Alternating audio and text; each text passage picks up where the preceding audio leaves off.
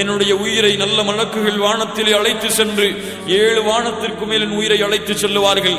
இந்த பூமியில் நான் நல்லவனாக வாழ்ந்தால், அல்லாஹ்வுடைய மார்க்கத்திற்கு கட்டுப்பட்டு இருந்தால், இல்லை என்றால் 7 வானத்திற்கு அழைத்து செல்லாமல் முதல் வானத்திலேயே எனக்கு அனுமதி மறுக்கப்பட்டு இந்த பூமியிலே தூக்கி வீசப்பட்டு விடுவேன். பூமியிலே விழுந்து கிடப்பேன். எல்லோர்களையும் அழைப்பேன். அந்த அழைப்பிற்கு யாரும் பதில் கொடுக்க மாட்டார்கள். அதற்கு பிறகு சிறிது நேரம் என்னுடைய குடும்பத்தார்கள் அழுதுவிட்டு என்னை குளிப்பாட்டுவதற்காக எடுத்து செல்லுவார்கள். நிலைமையை கொஞ்சம் கண்களுக்கு முன்னால் கொண்டு வந்து பாருங்கள். குளிப்பாட்டுவார்கள்.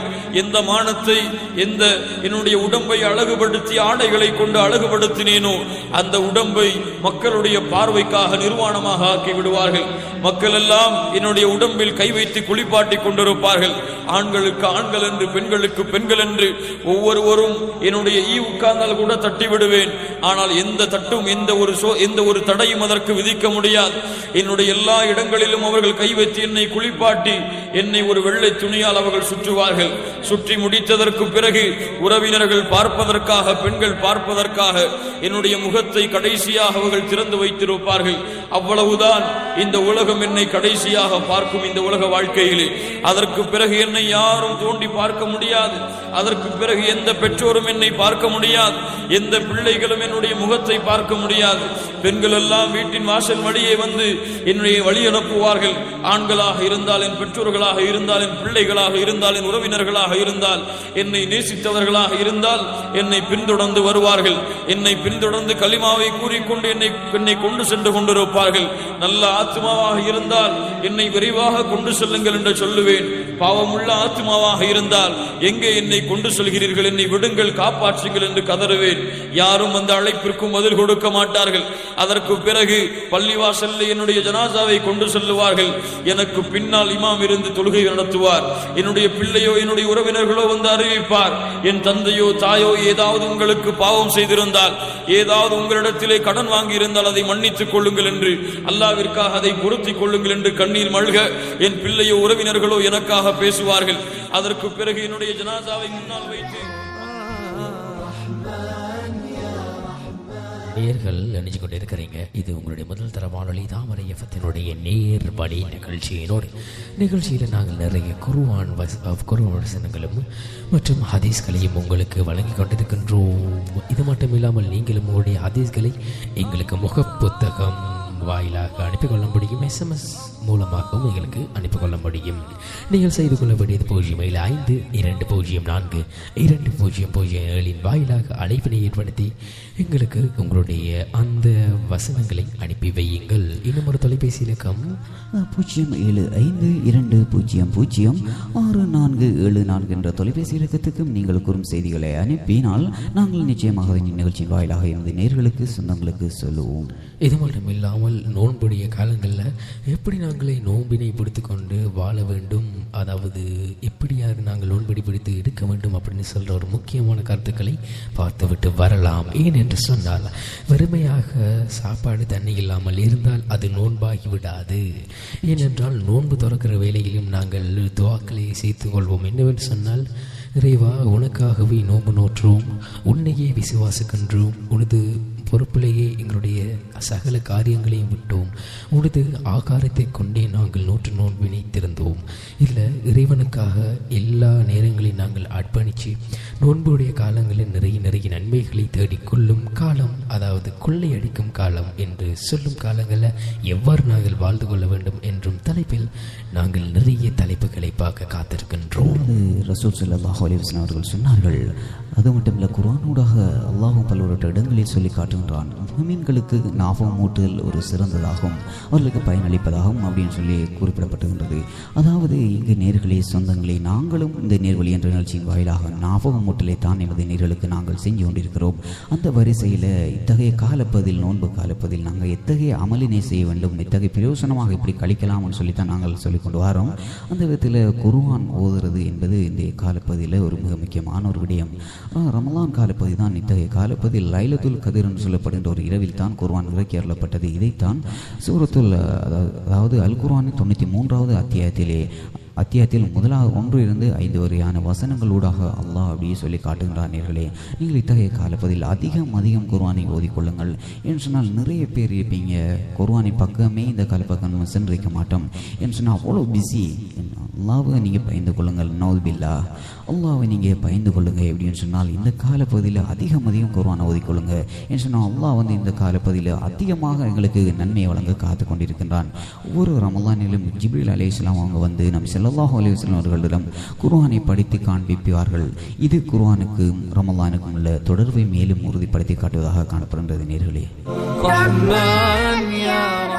அடுத்ததாக நாங்கள் பார்க்க வேண்டியது இஹ்திகாஃப். அதாவது பள்ளி வாயில்களில் நாங்கள் அப்படியே தங்கியிருக்கிற இந்த இருப்பினை தான் நாங்கள் இஹ்திகாஃப் இருப்பு அப்படின்னு சொல்லுவோம். நபி ஸல்லல்லாஹு அலைஹி வஸல்லம் அவர்கள் ஒவ்வொரு ரமலான் கடைசி 10 நாட்களிலும் பள்ளிவாசலில் இஹ்திகாஃப் தங்கி இருக்கின்றார் அப்படின்னு சொல்லியிருக்காங்க. நிறைய சஹீஹான ஹதீஸில் நபி அவர்கள் அப்படி இஹ்திகாஃப் இருந்திருக்காங்கன்னு சொல்லியிருக்காங்க. இந்த வழிபாடு ஆணுக்கு மட்டுமல்ல, பெண்ணுக்கு மட்டுமில்லை, இருபாலாரும் நிச்சயம் செய்ய வேண்டிய ஒரு வழிபாடு அப்படின்னு சொல்லி குர்ஆனிலேயும் குறிப்பிடப்பட்டிருக்கின்றது.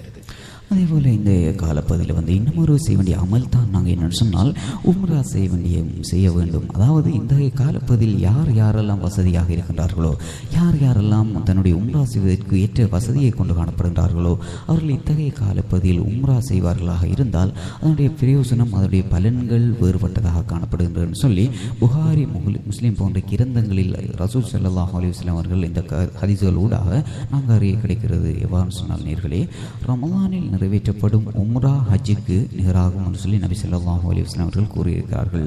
அதாவது இத்தகைய காலப்பகுதியில் நிறைவேற்றப்படுகின்ற உம்ரா ஹஜ்ஜுக்கு நிகரான நன்மைகளை எங்களுக்கு பெற்றுத் தரக்கூடியதாக காணப்படும் என்று சொல்லி ரசூல் ஸல்லல்லாஹு அலைஹி வஸல்லம் அவர்கள் அறிவிப்புகளூடாக நாங்கள் அறிய கிடைக்கிறது. இது புகாரி, முஸ்லிம் போன்ற கிரந்தங்கள் இந்த ஹதீஸ் இடம்பெற்றிருக்கின்றது. அடுத்ததாக நாங்கள் பார்க்க வேண்டிய முக்கியமான விடயம் லைலத்துல் கத்ருடைய, அதாவது லைலத்துல் கத்ரினை எப்படி நாங்கள் அடைந்து கொள்ள வேண்டியது அப்படின்னு சொல்வதுதான் ஒரு முக்கியமான விடயமாக காட்சி அளித்துக் கொண்டிருக்கின்றது. ஏன்னு சொன்னால் அந்த லைலத்துல் கத்ருடைய இரவு அப்படின்னு சொல்றது, இறைவன் அன்றுதான் குர்ஆனை நான் உங்களுக்காக இறக்கி வைத்திருந்தேன். அந்த இரவில் யாரெல்லாம் என்னை வழிபாடுகின்றாங்களோ உங்களுக்கெல்லாம் நாங்கள் நிச்சயமாக, அதாவது 1000 மாதங்கள் என்னை வணங்கியதாகவும் 1000 மாதங்கள் நீங்கள் நன்மை செய்ததற்கும் நாங்கள் உங்களுக்கு தருவோம் அப்படின்னு சொல்லிட்டு இறைவனுடைய வாக்கு அளித்திருக்கின்றான். எவ்வாறு அந்த லைலத்துல் கத்ருடைய இறைவனை நாங்கள் அடைந்து கொள்ளலாம் அப்படின்னு சொல்றதான் பார்க்க போயின்றோம். அதே போல் நேர்களே, சொந்தங்களே, நீங்கள் தொடர்ச்சியாக 4:30 மணி வரை நிகழ்ச்சியின் வாயிலாக இணைந்திருக்கலாம். தற்போது நேரத்தை ஒரு முறை சரி பார்த்துக் கொள்வோம். தற்போது நேரம் 4:04 நேர்களே, சொந்தங்களே, நாங்கள் இந்த நேர்வழி என்ற நிகழ்ச்சியின் வாயிலாக எம்முடைய நேர்களுக்கு, எம்முடைய உறவுகளுக்கு தெரிவித்துக் கொள்ள விடயம் என்னென்னு சொன்னால், நாங்கள் இத்தகைய காலப்பதியை எவ்வாறு அழகாக அமல்களினால் அலங்கரித்துக் கொள்ள வேண்டும் என்பதைத்தான் நாங்கள் சொல்லிக் கொண்டிருக்கின்றோம். எனவே நேர்களே, சொந்தங்களே, தொடர்ச்சியாக நீங்கள் எம்மோடு இணைந்திருங்கள். இது தாமரை வழங்கு நேர்வழி என்ற விசேட நிகழ்ச்சி.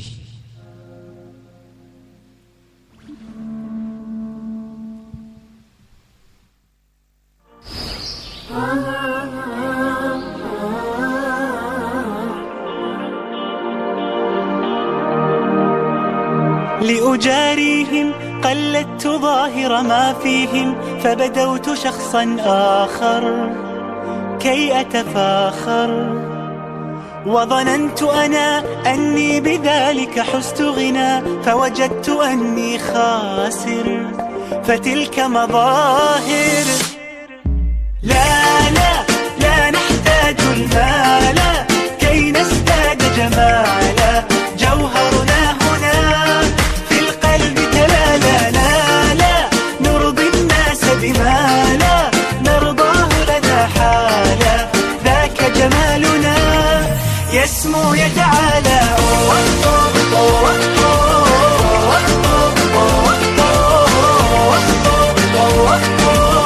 كن أنت تزداد جمالا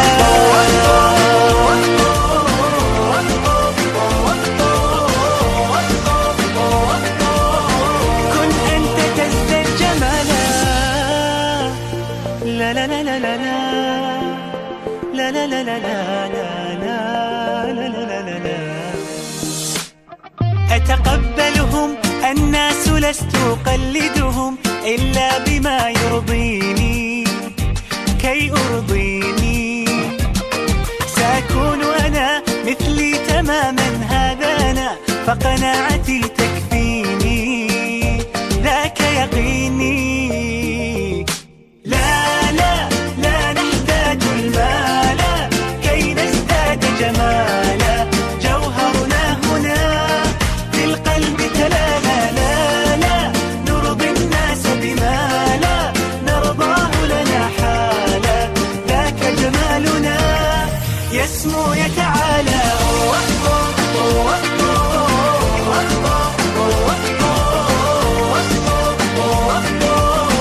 كن أنت تزداد جمالا.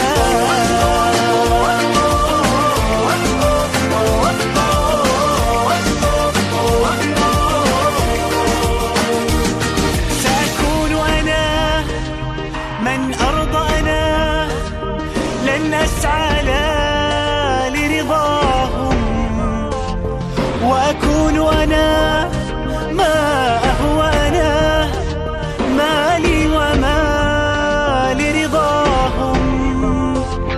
سأكون أنا من أرضى أنا، لن أسعى لا لرضاهم، وأكون أنا ما أهوى أنا، لن أرضى أنا برضاهم.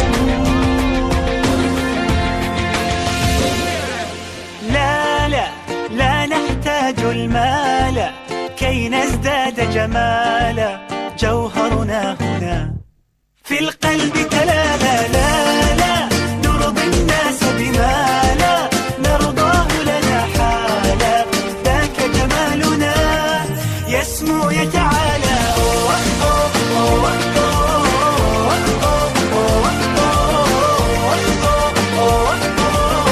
كن أنت تزداد جمالا.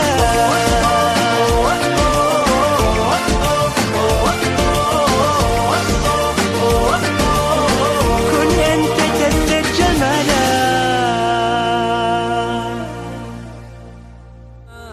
وهدنا أبدا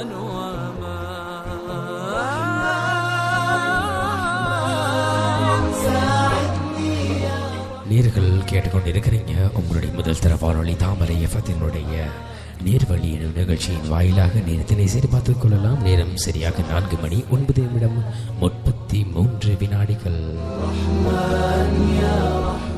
தொடர்ச்சியாக நோன்புடைய காலங்களில் எப்படி நாங்கள் வாழ வேண்டும், நோன்புடைய காலங்களை நாங்கள் எப்படி எடுத்து செல்ல வேண்டும், தனியாக பட்டினி இருக்கின்ற மனிதர்கள் நோன்பின் பாக்கியத்தை அடைந்து கொள்வார்களா இல்லை, அவர்களுக்கான கட்டுப்பாடினை குர்ஆன் மற்றும் அதாவது குர்ஆனும் நபி அவங்களுடைய வழிபாடு சுன்னாவும் எங்களுக்கு குறிப்பிட்டிருக்கின்றது. அதனைத்தான் நாங்கள் இப்பொழுது உங்களுக்கு வழங்கிக் கொண்டிருக்கின்றோம். நிச்சயமாக இஸ்லாம் நாங்கள் பல்வேறு விடயங்களை எமது நேர்களுக்காக ஞாபகம் மூட்டிக் கொண்டிருக்கின்றோம். இன்னும் ஓரிரு தினங்களில் எம்மை விட்டு இந்த நோன்பு சென்றுவிட போகின்றது. எனவே இன்ஷா அல்லாஹ் அடுத்த வருடம் நாங்கள் நோன்பின் பாக்கியத்தை அடைந்து கொள்வோமா இல்லை என்பது ஒரு பெரிய ஒரு வினா எங்கள் மத்தியில் நிலவுகின்றது. எனவே தான் எமது நேர்களுக்கும் சொந்தங்களுக்கும் இத்தகைய காலப்பகுதியை எவ்வாறு நாங்கள் மாற்றி அமைத்துக் கொள்ள வேண்டும், எத்தகைய அமல்களை செய்ய வேண்டும் என்றுதான் இந்த நிகழ்ச்சியின் வாயிலாக நாங்கள் சொல்லிக் கொண்டிருக்கின்றோம். அந்த வரிசையில் நாங்கள் சொல்லுகின்ற விடயம் என்னென்னு சொன்னால், இத்தகைய காலப்பகுதியில் அதிகம் அல்லாஹ்விடம் பாவ மன்னிப்பு கேட்டுக்கொள்ளுங்கள் அப்படின்னு சொல்லி இத்தகைய பகுதியில் சொல்லப்பட்டிருக்கின்றது. அதாவது நோன்பு திறக்கின்ற நேரங்களில் கேட்கப்படுகின்ற துவாவை அல்லாஹ் நிராகரிக்கப்பட மாட்டாது என நபி ஸல்லல்லாஹு அலைஹி வஸல்லம் அவர்கள் கூறியிருக்கிறார்கள். மேலும் சஹர் நேரத்திலும் பாவ மன்னிப்பு கோருதல் திருக்குர்ஆனிலும் ஹதீஸ்களிலும் வலியுறுத்தப்பட்ட ஒரு விடயமாக காணப்படுகின்றது. இது அல் குர்ஆனில் 51ஆம் அத்தியாயம் 18வது வசனத்திலே அல்லாஹ் அப்படியே எங்களுக்கு மனித சமுதாயத்துக்காக எடுத்து காட்டுகின்றான். அதேபோல எனவே இந்த நல்ல நேரங்களில் இஸ்திஃபார்களையும் துஆக்களையும் அதிகப்படுத்த வேண்டும். சஹர் நேரத்தில் டிவி சேனல்களுக்கு முன்னால் மூழ்கி இருப்பதை விட, எனவே இத்தகைய டிவி சேனல்களிலே எங்களுடைய நோன்பு நேரங்களை பிரயோஜனமற்ற ரீதியில் கழிப்பதை விட அல்லாஹ் விரும்புகின்ற வழியில் கழித்து நீங்களும் இன்ஷா அல்லாஹ் நாளையில் அல்லாஹும் ரசூல் ஸல்லல்லாஹு அலைஹி வஸல்லம் எதிர்பார்த்த அல்லாஹும் ரசூலுக்கும் பிரித்த ஒரு மனிதர்களாக நாளை இன்ஷா அல்லாஹ் ரய்யான் என்ற சுவனபதியின் ஊடாக சுவனம் செல்வதற்கு அல்லாஹ் எனக்கும் உங்களுக்கும் பாக்கியம் தர வேண்டும் அப்படின்னு சொல்லி இந்த நிகழ்ச்சியின் வாயிலாக பிரார்த்திக்கின்றோம். இது மட்டும் இல்லாமல் இன்று நோன்புடைய காலங்களில் இறைவன் நிறைய விடயங்களை அனுமதித்திருக்கின்றான், நிறைய விடயங்களை அனுமதிக்கவில்லை அப்படின்னு சொல்லுவாங்க. அதாவது தெரியாமல் செய்த தப்புக்கு பாவம் குறைவு. அதாவது அல்லாஹ் அது தெரியாமல் இதை தப்பை நாங்கள் செய்து விட்டோம்னு சொன்னால் அல்லாஹ் அது கேட்க போகிறதில்ல. ஆனால் உங்களுடைய பக்கத்தில் இருக்கிறவங்களுக்கு அதற்கான கேள்வி கணக்கு இருக்குது. ஏன் நீ இதெல்லாம் தெரிஞ்சுக்கொண்டு